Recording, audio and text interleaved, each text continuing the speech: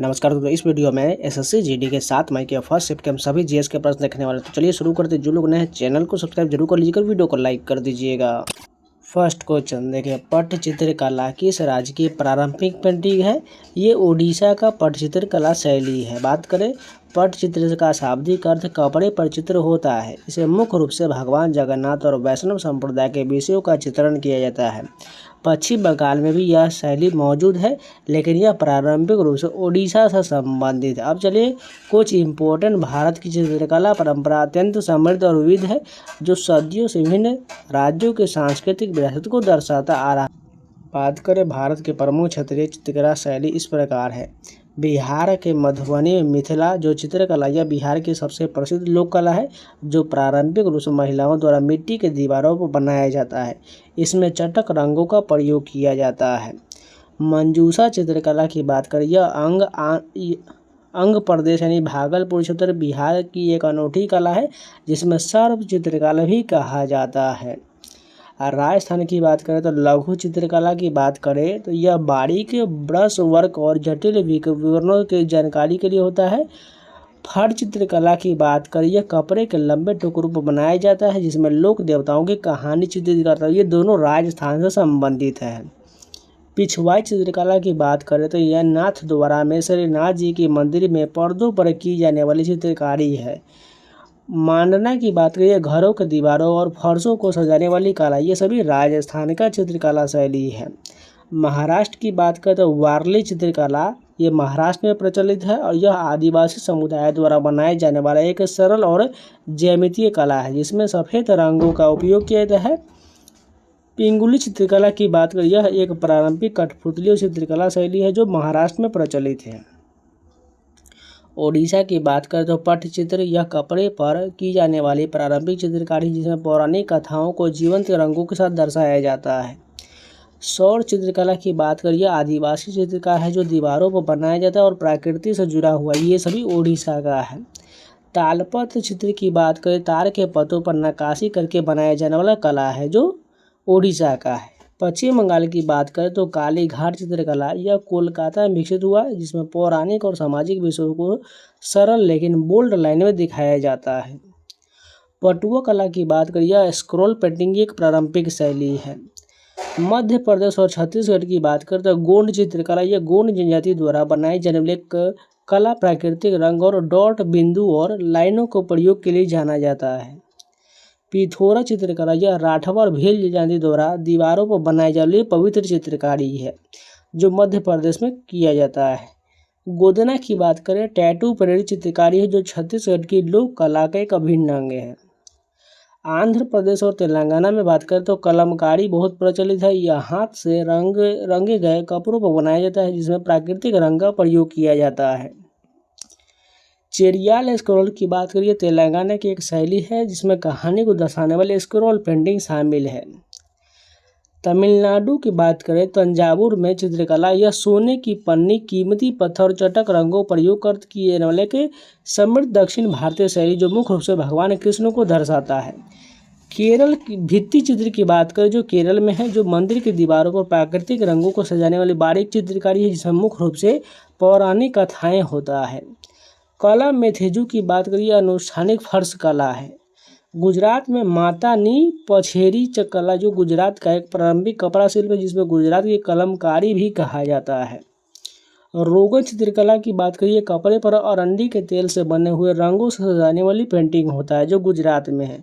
लिपन कला की बात करिए, मिट्टी और दर्पण का उपयोग करके दीवारों को सजाने की कला है, जो गुजरात में है। अन्य महत्वपूर्ण क्षेत्र यानी हिमाचल प्रदेश में बात करें तो कांगड़ा और बसोहली होता है। यह पहाड़ी शैली के रूप में प्रसिद्ध है, जो कोमल रंगों और राधा कृष्ण के प्रेम दृश्यों के लिए जाने जाता है। झारखंड में सोहराई और कोहबर होता है, जो आदिवासी जनजाति द्वारा विवाह के अवसर पर दीवारों पर बनाए जाने वाली चित्रकारी है। उत्तराखंड में एपन होता है, यह घर के आंगन और दहलीज पर बनाए जाने वाले एक लोक कला है। अरुणाचल प्रदेश और सिक्किम में थांगका होता है, जो कपड़े पर बनाई जाने वाली एक पवित्र बौद्ध पेंटिंग होता है। नेक्स्ट क्वेश्चन देखिए, भारतीय संविधान के किस अनुच्छेद के तहत राज्यों में राष्ट्रपति शासन लगाया जा सकता है? अनुच्छेद 356 के तहत राष्ट्रपति शासन लगाया जाता है। राष्ट्रपति शासन राज्यपाल के रिपोर्ट के आधार पर लगाया जाता है। जो भारतीय संविधान में 3 प्रकार के आपातकाल है। 352 में राष्ट्रीय आपातकाल, अनुच्छेद 356 में राष्ट्रपति शासन और 360 में वित्तीय आपातकाल का उल्लेख है। प्रस्तावना में समाजवादी, पंथ निरपेक्ष और अखंडता शब्द की संशोधन के द्वारा जोड़ा गया था। 42वां संविधान संशोधन 1976 के माध्यम से जोड़ा गया था। इसे मिनी संविधान यानी लघु संविधान भी कहा जाता है। इसी संशोधन के माध्यम से 10 मौलिक कर्तव्य जोड़ा गया। कुछ महत्वपूर्ण संशोधन की बात करें तो पहला संविधान संशोधन 1951 में होता, जो भूमि सुधार को संरक्षण देने के लिए 9वीं अनुसूची में जोड़ा गया और अभिव्यक्ति की स्वतंत्रता पर उचित प्रतिबंध लगाया गया था। 7वां संशोधन ये 1956 में भाषाई आधार पर राज्यों का पुनर्गठन किया गया था, जिसमें 14 राज्य और 6 केंद्र शासित प्रदेश बनाए गए थे। 42वां संशोधन 1976 में से लघु संविधान संशोधन कहा जाता है। प्रस्तावना समाजवादी, धर्मनिरपेक्ष और अखंडता सब जोड़ा गया था। मौलिक कर्तव्य इसी में 1951A में जोड़ा गया था। 44वां संशोधन 1978 में होता, जो संपत्ति के अधिकार को मौलिक अधिकार से हटाकर कानूनी अधिकार बनाया गया। आपातकाल के प्रावधान भी सुधार किया गया था। 52वां संशोधन 1985 में दल बदल विरोधी कानून जोड़ा गया, जो 10वीं अनुसूची के अंतर्गत आता है। 61वां संशोधन 1989 में मतदान की आयु 21 वर्ष से घटाकर 18 वर्ष किया गया था। 73वां और 74वां संशोधन 1992 में ग्रामीण स्तर पर पंचायती राज संस्थान जो 73वां और शहरी स्थानीय निकाय पर 74वां संवैधानिक दर्जा दिया गया था। 86वां संशोधन 2002 में 6 से 14 वर्ष के बच्चों के लिए शिक्षा को मूल अधिकार और अनुच्छेद 21 में ए में बनाया गया था।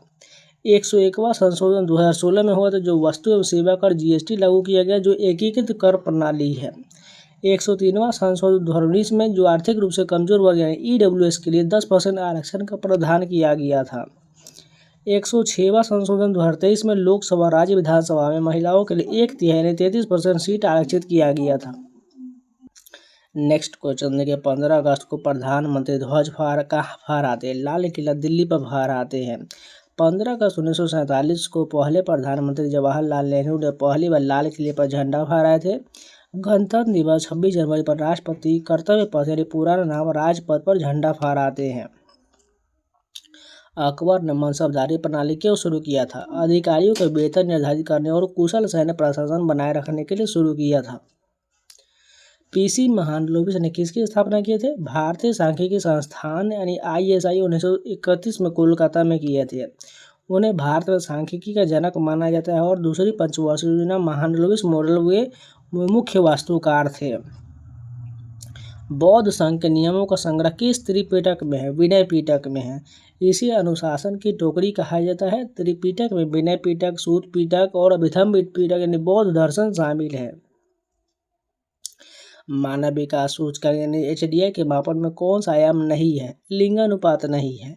HDI के 3 मुख्य आयाम है, स्वास्थ्य जो जीवन प्रत्याशा, शिक्षा स्कूली शिक्षा के वर्ष और आय यानी प्रति व्यक्ति आय। इसे UNDP द्वारा जारी किया जाता है। लद्दाख के शासित प्रदेश कब बना था? 31 अक्टूबर 2019 में बना था। यह जम्मू कश्मीर पुनर्गठन अधिनियम 2019 के तहत अस्तित्व में आया है। पानी के इलेक्ट्रोलाइसिस में हाइड्रोजन और ऑक्सीजन का अनुपात क्या होता है? 2:1 होता है। यह H2O में हाइड्रोजन के 2 अणु और ऑक्सीजन के 1 अणु होता है। तो आज के जितने भी प्रश्न सारे कंप्लीट हो गए। उम्मीद आप लोग को वीडियो पसंद तो लाइक कर दीजिएगा, अगर नए हैं तो चैनल को सब्सक्राइब जरूर कर लीजिएगा और इन सभी का PDF बनाना चाहते हो तो टेलीग्राम का लिंक मैंने कमेंट बॉक्स में दिया हुआ, जाकर ज्वाइन कर लीजिएगा। इसके अलावा टेक्स्ट बुक का पास अभी तक नहीं परचेज कर पाए तो कूपन कोड 7 अप्लाई कर लीजिएगा SAWN, जिससे आपको 12% का मैक्सिमम डिस्काउंट मिल जाएगा, जिसमें आपको SSC, रेलवे, बैंकिंग संबंधी UPSC तक के लेवल के आपके सभी एग्जाम का इंडिया के टोटल 1000+ एग्जाम के सभी mock test, professor question, sectional test, chapter wise test, live test, study note, ये सारा मिल जाएगा। साथ में कोई प्लेटफॉर्म चार्ज नहीं लिया जाएगा। कूपन कोड 7 अप्लाई कर लीजिएगा, आपको 12% का डिस्काउंट मिल जाएगा और जाकर परचेज कर लिए और कोई भी एग्जाम का कोई भी टेस्ट सीरीज लगा सकते हैं। तो चलिए मिलते हैं नए वीडियो से, तब तक के लिए जय हिंद।